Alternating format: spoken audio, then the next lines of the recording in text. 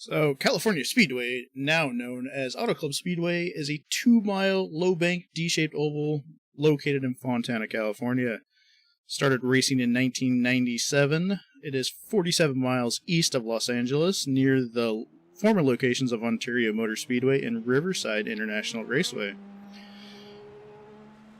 A $100 million complex, when it was first made, hosts multiple different racing venues, or ventures, as in for Cup, Xfinity, AMA Superbike, IndyCar, and some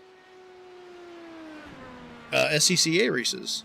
Lap record around this track is 141.428 miles per hour by Jill DeFernan of Penske Racing back in almost 20 years ago, a little over 20 years ago, October 28th, 2000, back when CART was still running. Hello everybody, welcome to Inside the Majors. I am Matt Gelder, and I'd like to welcome Mr. Mike Ouellette. The man, the myth, the legend is here with me in the booth, and we'd like to wish John a good get well since he is not able to join us. Hello, Mike. Hey, Matt. So this is the last one. It's the last one of the season, Mike. How do you feel? Are you on a high? Are you on a low? Are you excited? Kind of what's going through your mind? All of those things really. It's you're always preparing for the next season, to be honest. And with the America's region pretty much wrapped up with all of its championships. Most of the European championships are wrapped up. And now international finished yesterday, so really it's we've got the international Mario Trophy to give out tomorrow, which will be really interesting. Although Yao does have a good sized lead and controls his own destiny, but for the most part, things are wrapped up championship wise. So it becomes a matter of announcing the new schedule and really full gear preparing for 2021. So, since you mentioned the international race last night, obviously there seems to be some kind of controversy that towards the end of the race, I know you're probably can't speculate on it, but do we know when we're going to hear about who won the championship? If not, if that decision has already been decided or not decided?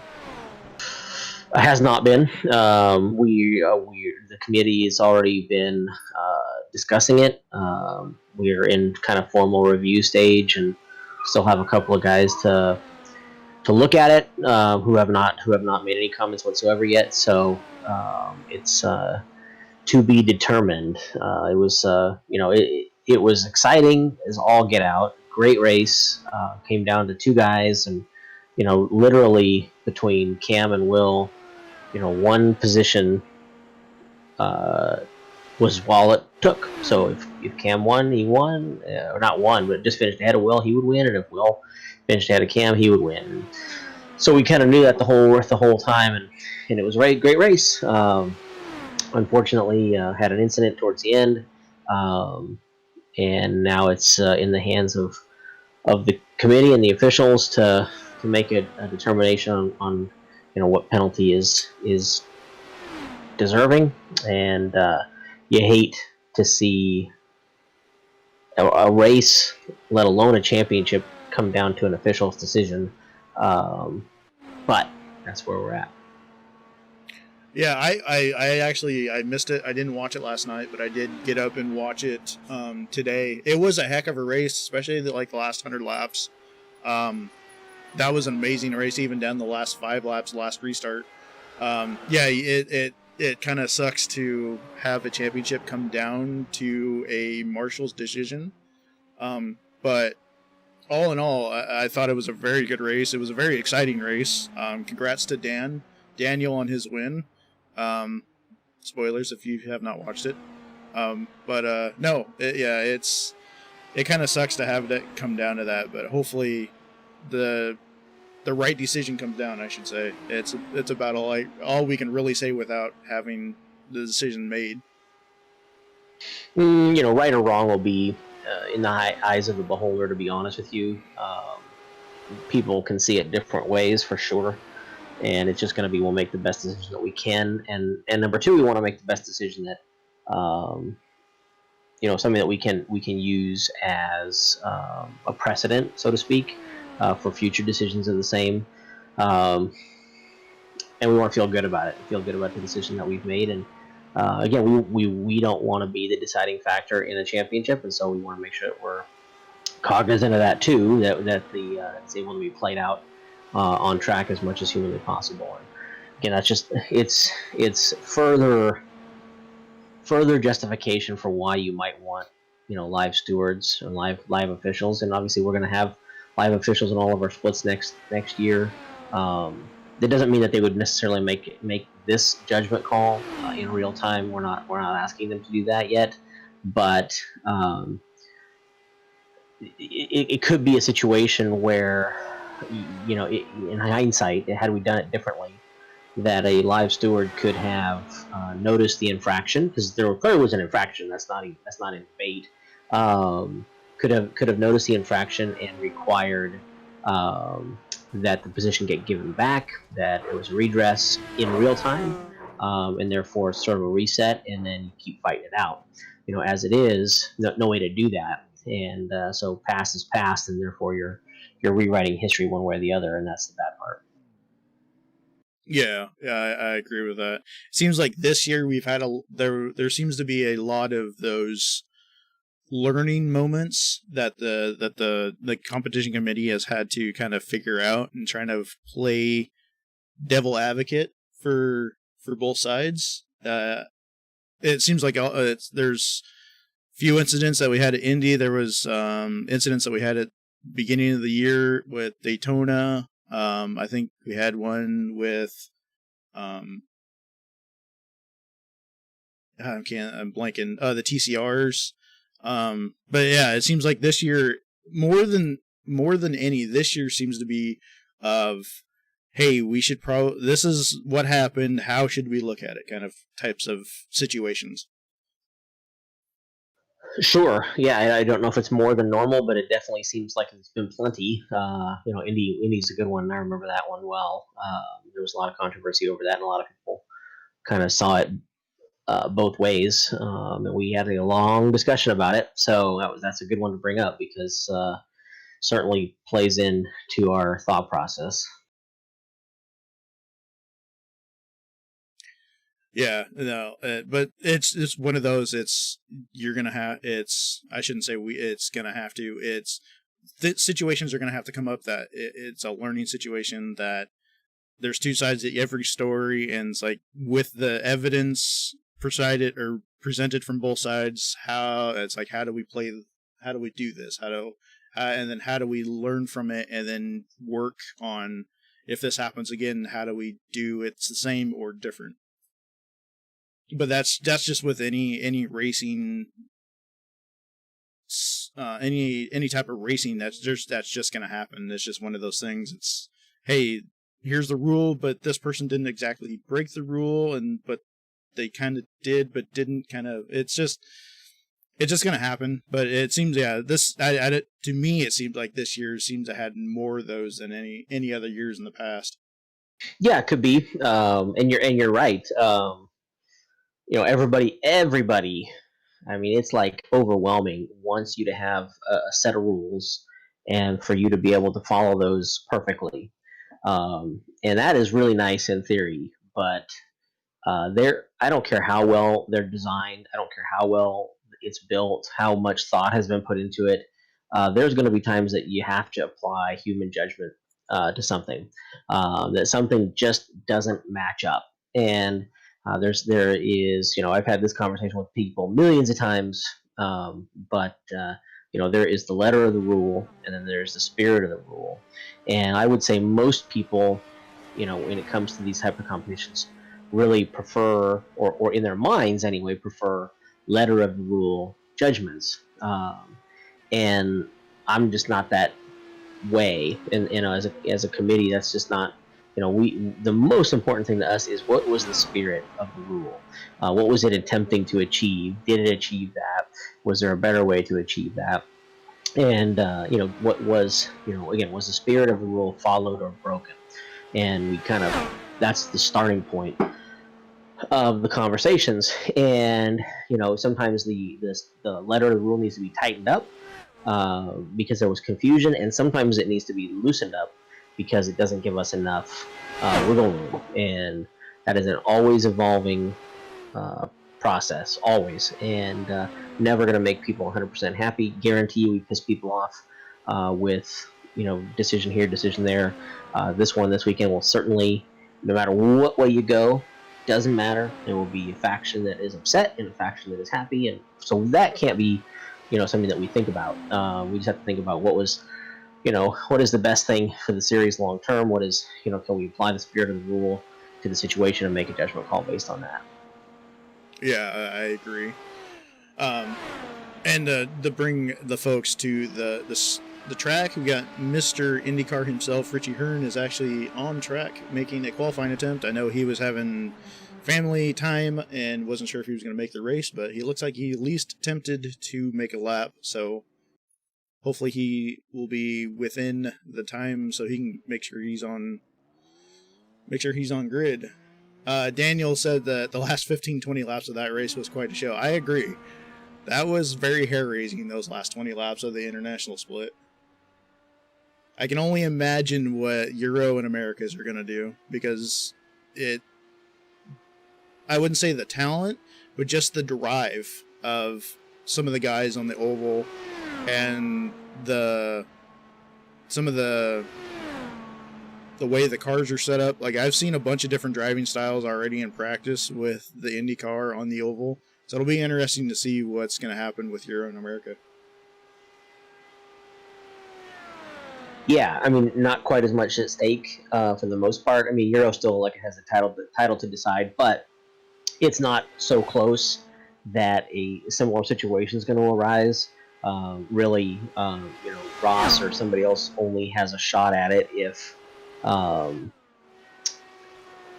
Yao has a big problem. So, barring that, now if that does happen, then it's all hell breaks loose and we get to see what happens. But it's it hopefully won't be quite. I shouldn't say that. It was really exciting, so it was fun to watch. But I don't think we'll have quite the same level of worry in these two. But they should be great races nonetheless. Now, the one thing that I thought was really good was there was a concern, that it, being a pack race, that passing would not be possible. And we saw lots and lots and lots and lots of passing. We saw passing on the high side and the low side and all over. So I'm hopeful that we'll see something similar tomorrow, and I think we will.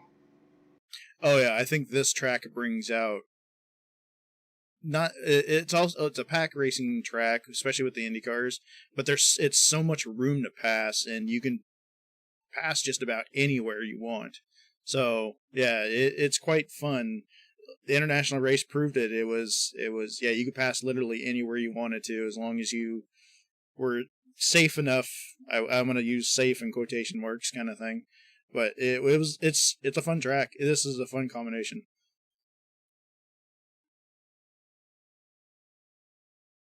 Yes, exactly. Well, yeah, it is, and it was a fan favorite for a long time for a reason, and you're kind of seeing that on display. So.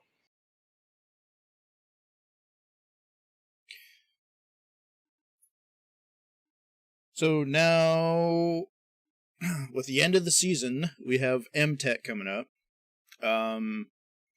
There was you're bringing out the official, I guess, the rule book on Monday. Am I correct? MTech, yeah, we'll have signups for round one. We'll open on Monday, and we'll button down some of the rules and race conditions and all that kind of good stuff on Monday. Yep. So after majors is officially over, after we've announced the schedule for 2021, then we'll start focusing specifically on MTech, which is just 2 weeks away from today, actually. Yeah, I know. I was looking at the schedule and I was like, oh man, wow, we don't have time. Um, but no, MTech looks like it's going to be fun. I hope everybody at least tries a race. If if you're not a part of a team, try to get a part of a team on somebody's team or make a team up with a bunch of friends. Um, it's going to be really interesting. Looks like it's going to be a blast. I'm looking forward to it. And I'm trying to think what else I had to lead with. Um, have we had any, or with the MTech, obviously that the signups coming out, how far into the Predator, um, I guess setup are you have you dived into so far? When you say setup, what do you mean? Oh, I meant like, do we have a schedule for that also? Obviously, the rules are probably gonna be close to similar to MTech, besides being single person instead of a multi-car team, or excuse me, multi-person team. Actually, they'll be totally different. So MTech is obviously a team based. It's also going to have full course cautions, where Predator is single driver, and no cautions, because cautions totally blow up the handicaps, so you can't have cautions. Um, so different from that perspective. They're similar in that it will be, they're road course racing, and there's huge grids. So 54 is the target grid size for each. From MTech, we've got just about 40, just a little over 40 teams signed up so far, and we haven't promoted it really outside of the series much. And really, we'll start even within the series, start really kicking it up here in the next few days. So I expect we'll have easily a full grid, and hope. I mean, I'm really hoping for multiple 2, 3 grids, so that qualifying becomes really important, and that people are matched up against similar skill levels throughout each of the splits. I'm super excited about that. But Predator is, we have the schedule in terms of the dates. It'll be Saturdays like MTech, so that it hopefully can accommodate all 3 regions, and well, all regions of the world really. And all the dates are set, so it'll start a couple weeks, 2 or 3 weeks after MTech ends. It'll run for 5 weeks as well, and so the idea between the two of those is that we kind of have a secondary or sub season going on all the time to have when majors is going. So people always have something else to fight for, and it's a new way to get people involved in one or the other or both. But yeah, don't have tracks done yet for Predator. We do have the cars, so the classes are all set. Very nice. I've always liked the Predator. Predator is very interesting. It's I don't know if it's skill or luck or what it is, but I've never been able to do very well in a Predator. But I still enjoy the way it's set up, so that I'm looking forward to that later in the year too. Um, and then we also have the new schedule comes out during the America's Pro broadcast, and you're probably going to wait till the end, aren't you? Yeah, we are. So because we don't have any championships to wait on during the race, we can dedicate the post race show to the schedule. Um, so that'll be great. And yes, we are. We're gonna wait to the end, and as soon as it's over, that way, if you're in the drivers' meeting or pre-race and you're getting warmed up, you're not gonna miss the announcements. We've done it early before, and that was again just because we knew we were gonna be wrapping up championships at the end of the race, so didn't want to interfere with that. But this year we don't have that in play in the Americas region, so um, we will do it at the very end, last thing. Gonna make us wait till the end. I see how it is. Gotta keep all those people entertained until the end. Well, hopefully, yeah. Oh, well, hopefully that's what it comes down to. Looks like Ross was saying that he needs 3 spots, um, ahead of Zhao to by the end of the race. Hopefully, minimum that he needs to clinch the championship is what he's kind of figured out. I don't know if that's correct. It sounds kind of correct. Yeah, I saw that in the chat. He might be right. I'm gonna plug in some numbers real quick just for fun. Well, I do know that Yao has a really bad oval drop, so he can't afford a bad race. That is 100% true. Yeah, I don't. I want to say that Ross has a bad drop also.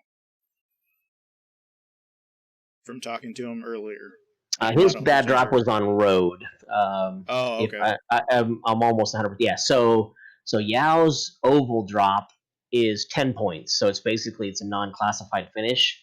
And Ross's oval drop is 295 points. So he can't score less than 295 points tomorrow, where Yao can go all the way just to 10 for the day, which obviously that would be more than enough to change it. But Ross is down by 113 points currently. So let me let me do some quick math here. Math? What's you gonna do math on the broadcast? What are you doing? You know how that works. I guess you're not soup, so that works too.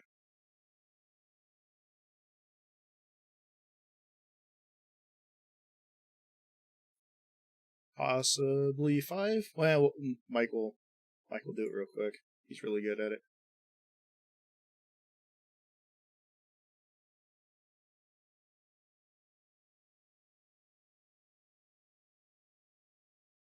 Yeah, so if Ross wins the race, and honestly, his best chance at taking the title is winning the race, because there's such a you get the 50-point extra for winning over second, so 500 to 450.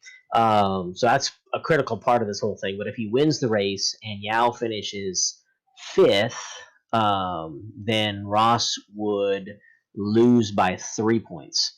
So he needs to win and have Yao finish sixth or worse. Um, and if he doesn't win, then the number of spots increases even more. Oh wow, yeah. All right, Ross, you know what you got to do. Yeah. So pretty much just run to win, I guess. Either that or That's a tall order, but anything's possible. Trevor, any changes coming in the way of teams for next year?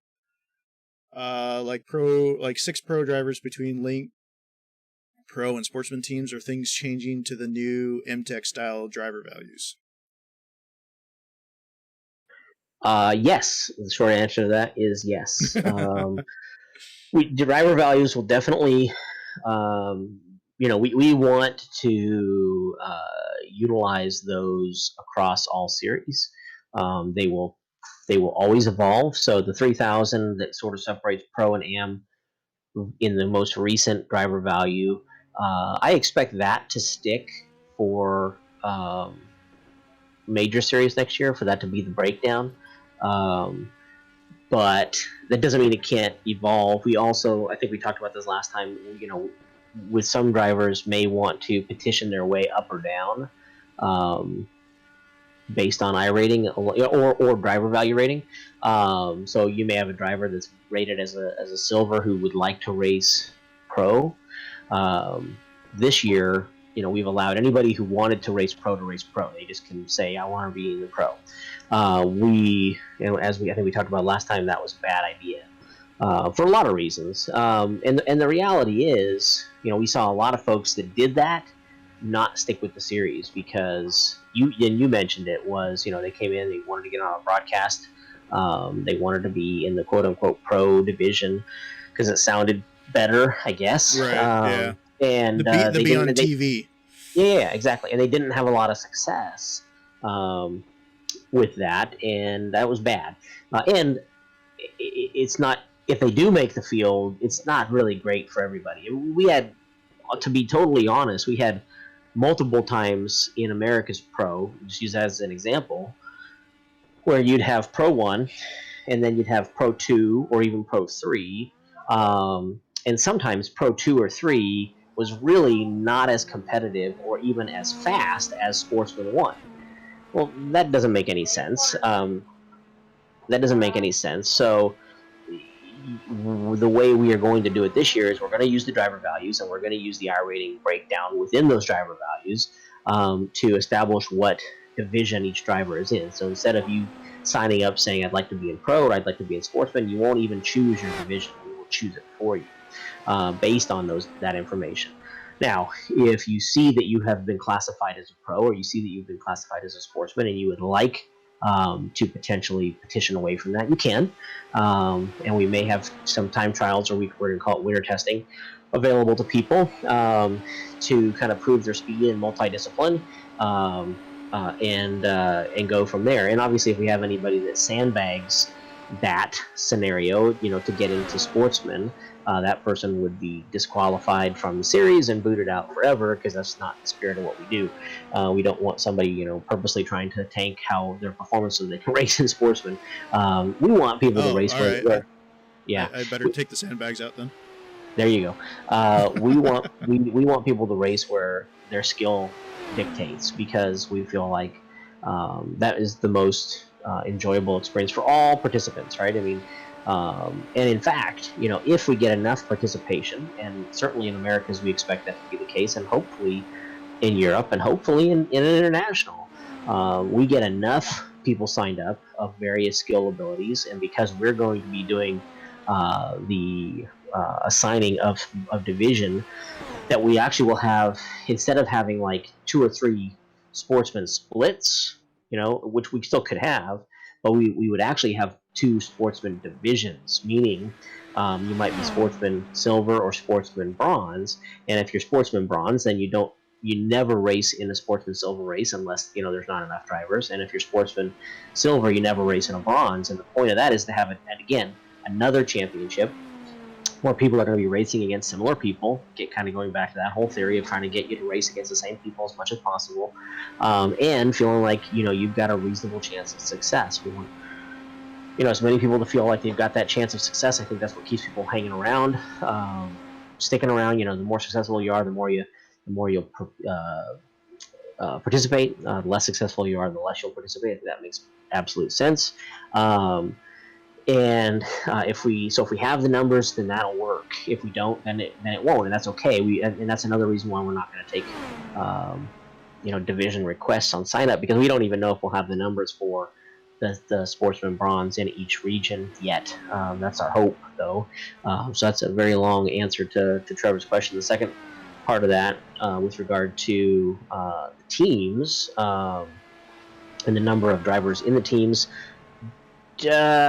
don't know. I think the way we do sportsman teams will change a little bit, in terms of who can be on that team, or who can score points for that team.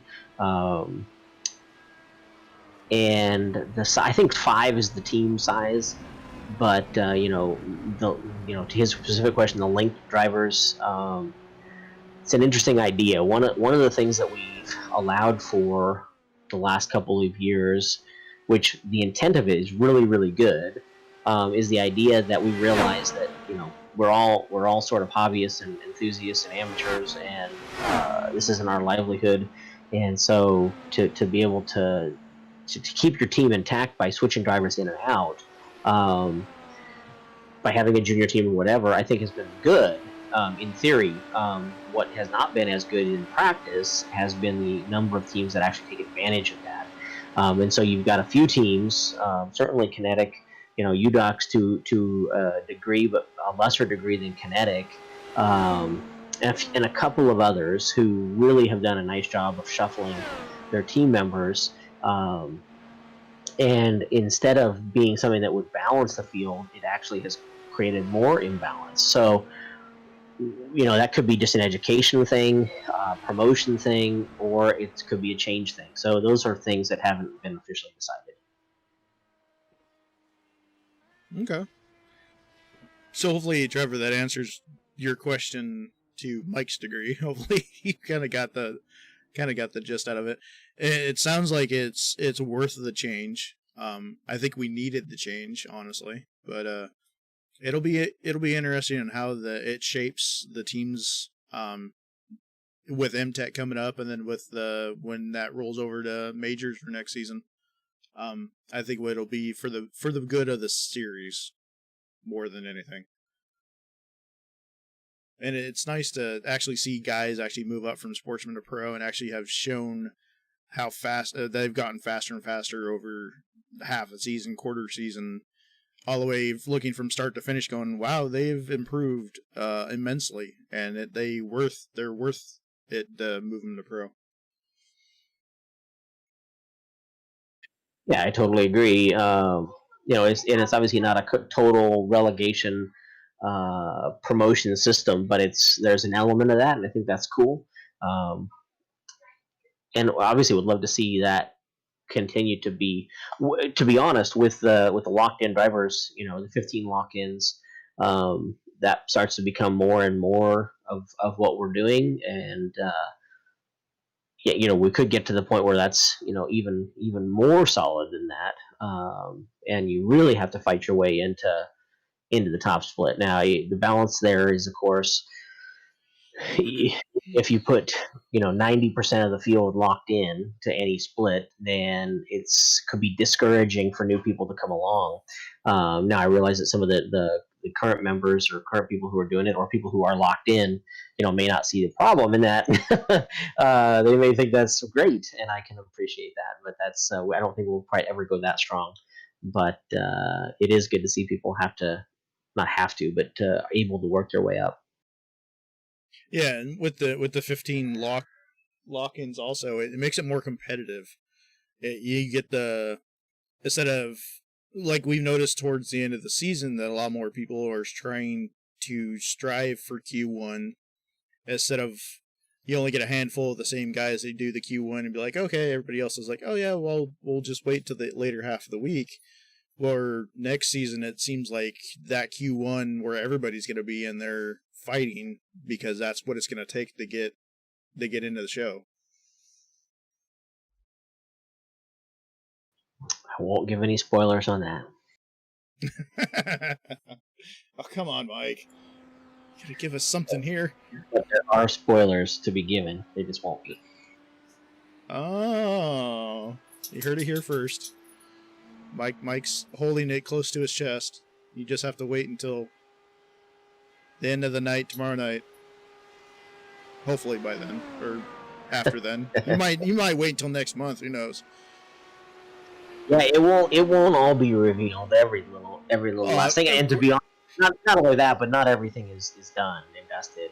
We have plenty of things that we're still discussing from a rules perspective, and honestly, you need to reflect on the season fully to make some of those changes. So.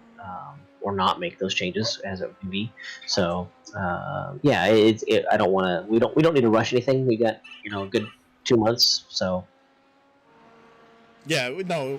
We need to rush it like right away, Mike. Come on. A lot of us are impatient. So a little quick rundown as we are over halfway here for the final qualifying session of 2020. Mr. Stephen Paulson, 38-2. Yeah, that's pretty damn fast. 31-8-20. And then, man, it's all mixed up here. Mr. Herdby, 31-8-97. Mr. Kukas, 31-9-22. Mr. Fletcher, 31-9-35. And rounded out the 5 is Mr. Baker, 31-9-62. Mr. Hearn ran a 31-9-70. Mr. Willott ran a 32-0-84. Mr. Gesler ran a 32-3-63. And Mr. Simoneau ran a 33-2-89. So that is all of the takers that we've had so far for this last Q of 2020.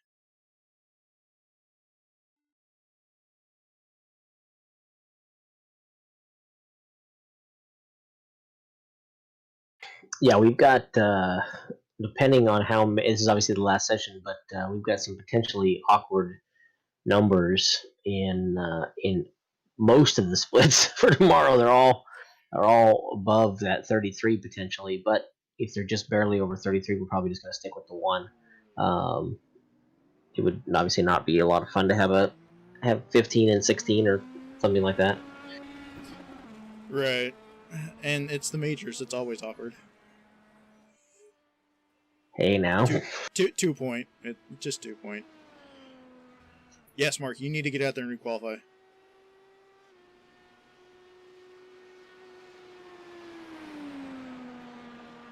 The charity needs the $3 more than you do. Just get out there. Hurry up. Totally.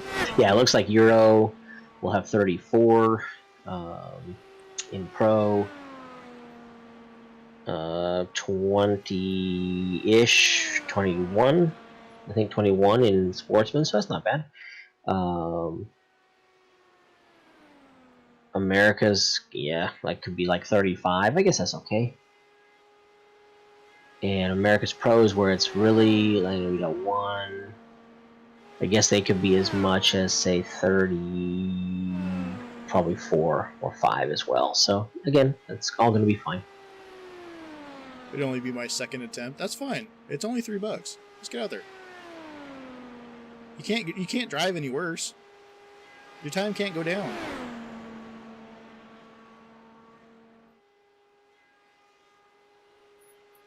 So have we just for thoughts? Have we how much of a drop off have we seen for from race to race between the first of the year, like the first couple of races of the year, to the last couple of races of the year? Is the driver drop off significant, or has it been within kind of what you've thought it would be? Both of those things. So it's always significant, and it is because of that. It's where I would have expected it to be. Now we will for sure. Not really breaking any news, but we will 100% for sure eclipse our highest ever number of starts throughout the season this year. So that'll be for the 7th straight year. We will have more starts than the previous year. So that's pretty good. Obviously happy with that. You know, we started the season, with the first 7 races. So from Daytona 2.4 through Le Mans, we had the first 7. So the first half were over 200 drivers in every race. And in many cases, it was well over, and in a few races, it was over 3. So that was good. And the beginning of the season always will have more than the end of the season. That's with any league, of course. But one of the we talked about this last time, but this stretch, we had about a 4 or 5 race stretch in the middle. Summertime doesn't help that, but it was just more what you would consider obscure type events. And again, we like those events. We like to have sort of the oddball things and things that we get to honor and learn about, events that people maybe aren't familiar with. But to have so many in a row, I think really was not helpful. And so, we won't have any more than one of those in a row next year. It'll always be buffered by events that people would consider, obviously well known. So that's sort of a hint. But, Bathurst, for example, we had more participation this year than last. That's good. The dirt round, we had more participation this year than last. So when you compare, real apples and apples, you see that it's good. Just would always like it to be better, because again, when we have just the one split for any of these divisions, then it's not as good a racing in my mind. And even especially last night in the international, where you're combining pro and sportsman into the same split, I think that's not how we want this to go. Right, you want pro and sportsman separated. That's kind of hard to do when you only have a handful of each one. So right, and so obviously we make the decision to do that based on that. But the idea is that you get away from that problem by having more people. Right. So hopefully we can get. All right, Daniel, this is your goal. You need to get those international guys coming. Come on, I know you can do it. I know you can rack up about a handful more. But it's good to hear that we've had the normal, or I shouldn't say it's not good, but we've had the normal kind of letdown, I don't know if that's the correct word to be using, but the normal drop off rate, and then but we stayed above where we were previous season. So it's a good, it seems like it's a win-win, and by number standards, and it's always good to have more people. But yeah, to only have like one split, you always want to have more drivers. You want to make it more competitive, and hopefully next season we can get some of the older teams back, get some new people in, kind of and hopefully we can all as a collective group make it so it's a lot better place to be and a lot more fun to race here. Then we have to be the league that stands out. It's kind of those like, hey, we need to attract the best of the best. We need to attract the beginners.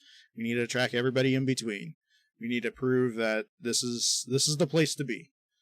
And obviously, a lot of people have thought that. A lot of people have stayed. I've been here since 2014, so obviously, I think it's pretty good. So, yeah. Hopefully, as a group, as a league, we can help Mike and everybody, help them get the people in here that should be in here or want to be in here, and hopefully we can get the league to grow a little bit more. We can kind of help out. If we can kind of help get all divisions kind of equal, that would be, I think Mike would be ecstatic if we could have divisions that were all pretty equal in strength. Yeah, for sure. And I see that Dan Stevens has joined the chat. Congrats on the win last night. First win of the year. Good job. Great race. Hopefully not overshadowed by other events. But yeah, great job. Yeah, I mean, I've kind of always said if we could get to 500 drivers per region that were regularly running, and I know that sounds like a lot, but there's no, iRacing has 190,000 active members right now. That's more than double than it was last year at the same time. I think it's totally doable. If we can do that, and some people will find that intimidating. Some people would find that to be too many. Some people would think that takes away from our goals of having a family-like atmosphere. But I don't think it does. I think we can absolutely have both of those things if we do it right. And if we have those kind of numbers, then the people you're fighting with are almost always going to be near your skill level in all of these different events. And that would be just the cherry on top in terms of making this even better than it is now. So I know a lot of people like the idea of racing with the same people every week, and we want that too. But we want it to have it to where the talent gap from top to bottom in each division and split is narrower and narrower and narrower. So the best thing we can do is promote the series to your friends, and word of mouth is the biggest thing. Bring new people in, expand your team in ways that you hadn't before. Certainly the series is not for everybody. Not everybody wants to run something. Some people like to run the same type of car all the time. I mean, I get people all the time that just they run the dirt races with us, and they're like, I wish you had more dirt races, and then other people are like, wish you didn't have any dirt races. They try it out. Trevor, there won't be any Silver Crown races, and there won't be any dirt sprint car races next year. Just let you know. Oh, I know that secret. I'm not allowed to tell you guys. Sorry, guys. I know that secret. Hey. I'm not saying anything. I'm just saying I know, and I'm really excited. I can't wait. It's gonna be really fun. Oh, I agree. Yeah. Dirt next year, you guys are gonna be so happy. Let's just say that. I'm super excited. This is gonna be fun. Yeah, congrats, Dan. Yeah, the heck of a run. That was awesome. Yeah, we were just talking about, I don't know if you came in late, we were talking about trying to get international guys. So you need to get MFR out there to be recruiting some people. Need to get help international out. Yeah, international. Just to give them a plug, they had more participation this year than any other year, and by a larger margin than any other region. So that's the good. Even though they're the smallest region, That's pretty good. and will probably always be the smallest region. I mean, for again, there's just not as many iRacers in that time zone. Whether it's Japan or Asia or Australia or New Zealand. There's just not as many, and so it's okay that it's going to be less, but it just means that we have to be more focused on number one, having events that are appealing to race fans from that area, and honestly we've got to be dialed into that all the time, and we want to make sure that we have a schedule. I don't remember who it was, but when I was promoting the schedule last year, so it was almost a year ago exactly, started promoting it in some of like the iRacing Down Under Facebook page and on the SimSpeed Discord channel, things like that. Got a couple comments from people who are like, "Oh man, I was really hoping to give the major series a crack this year, but there's not enough events that they were interested in." And I'm hoping that we've both through those sorts of comments and through feedback through the survey and a lot of deliberation that we've solved some of those problems. It's a tough nut to crack, though, to be honest, because people want different things. Different people see different events as quote unquote majors. Right, yeah, which is understandable. I would love to see a Japanese team, honestly. That would be the highlight, I think, for me. So we could actually have everybody. I think missing a Japanese, either Japanese drivers or like an actual Japanese team, I think would complete like the ensemble of being a world renowned series. I think it's one of those, it's like we're just missing that one little piece. We're just missing that one thing. Mm, I don't agree. We're missing more than that. And that doesn't mean that we're not doing good, but I lament all the time that the number of Europeans in our European region is too low. Our European region is our second biggest region in terms of drivers, but half or more of them are Americans who want to race earlier. That's perfectly fine. Happy for them to race earlier. I think that's awesome that option exists. But again, the idea is that we create a schedule that is appealing enough to people who, people who would be interested to try something new, but it's not so overwhelming that more than half the races are things that they wouldn't have ever thought they would have interest in, and therefore don't try. And so, the European audience is a big part of. There's a lot of NASCAR fans in Europe, but there's a lot of people who aren't. And so we have to have a series that is not just NASCAR or IndyCar centric when it comes to oval rounds, and our road rounds need to have a European flavor to them when possible. Anyway, like I said, it's a tough nut to crack. There's a lot of pieces involved there, but I would like to see a lot more Europeans, especially Europeans that don't speak English, feel welcome in the series. Again, not easy at all, but I think we're still a long ways away from where I would want to be in that regard. I agree with that. Yeah. Yeah. After you said that, I was like, oh yeah, that's probably foot and mouth. But yeah.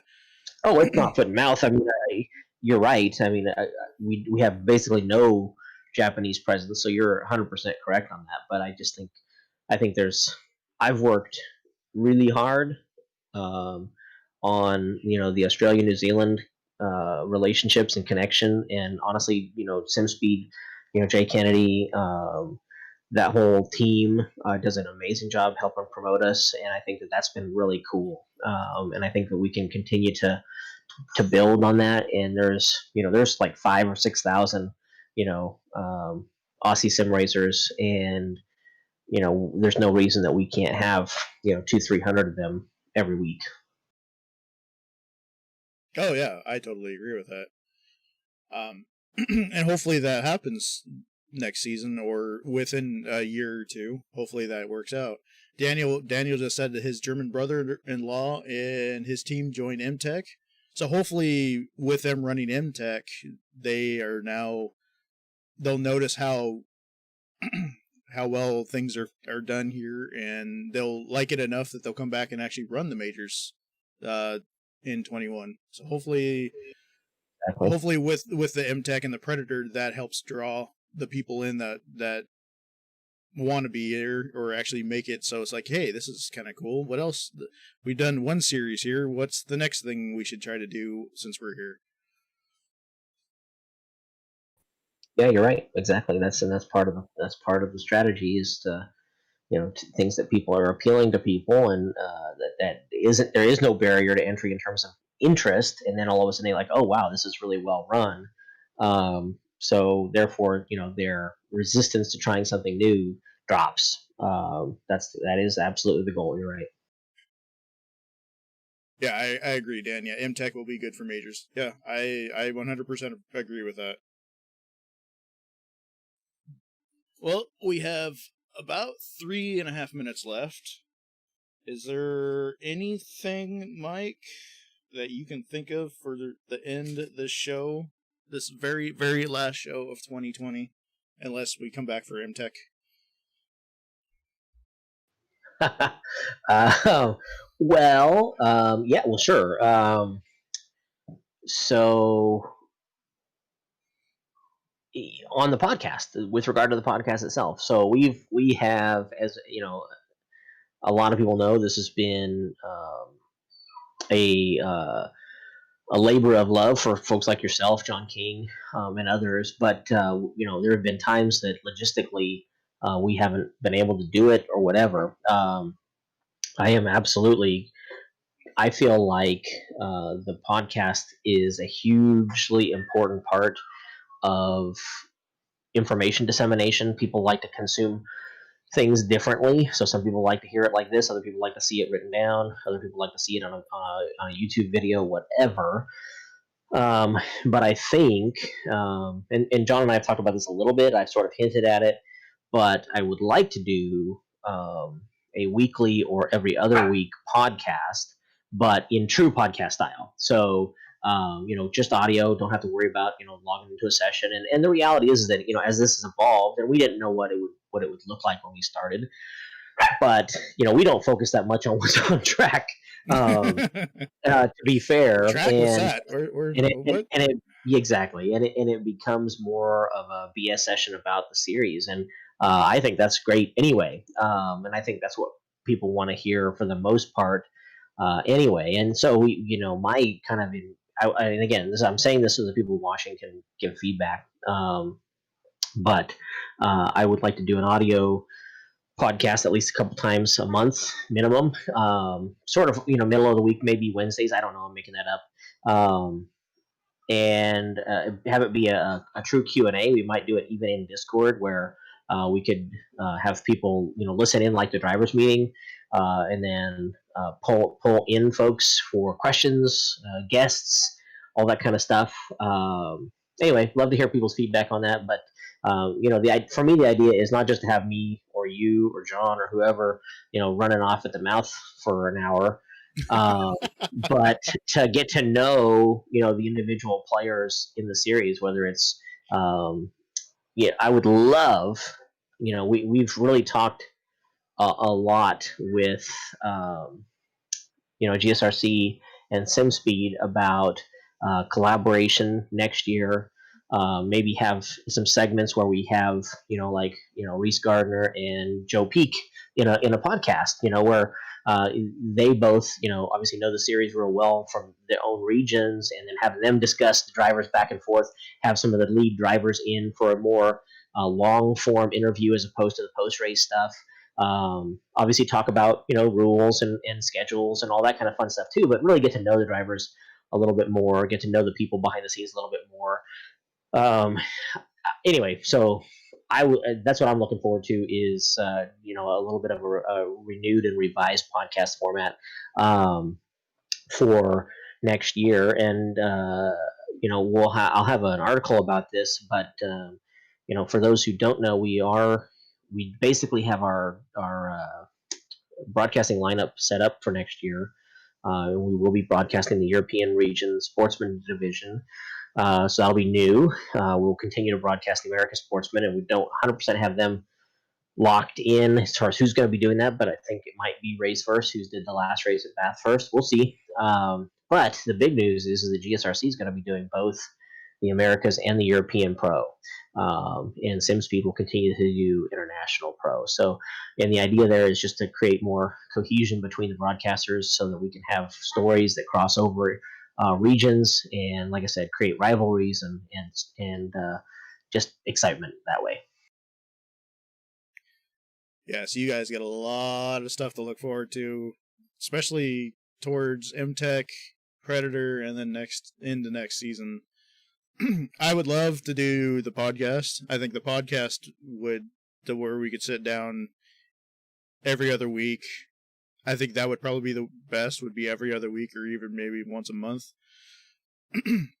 with Joe and them, or even like different people throughout, like people that you really wouldn't think that are helping, not essentially helping, but a lot more people that are like behind the scenes that don't get enough recognition, kind of bring them on. I totally agree with that. And as we're sitting here rambling, track is now done. So yeah, no, I agree with that. I agree 100% with that, Mike. And I'm glad to hear that GSRC is still on board for next season. And I'm pumped for next season. I'm pumped for MTech. I'm pumped for the stuff in the off season. I don't know. I'm a loss for words. Yeah, we've got a lot going on all the time for sure. I'm excited for the Iron Warrior. I'm excited for the playoffs. I'm excited for the Majors 24. So there's no shortage of things to do for sure. Yep. So yeah, with that, that'll be it for us for the last podcast for Majors 2020. At least for the official season. Sounds like we're coming back in some form for later. We'll discuss. You guys will know about that later. We'll discuss that later. But yeah, at least it sounds like the podcast will still continue of some kind. So hopefully you guys will entertain that. So I saw John was in here. John, hello. Hopefully you're feeling better. Well wishes. And I think with that, we are done for Q for 2020. Hopefully everybody has a fun Euro and America's race tomorrow. Congrats to Dan on International again. And see everybody on the track and see everybody in Discord. Talk to you guys later.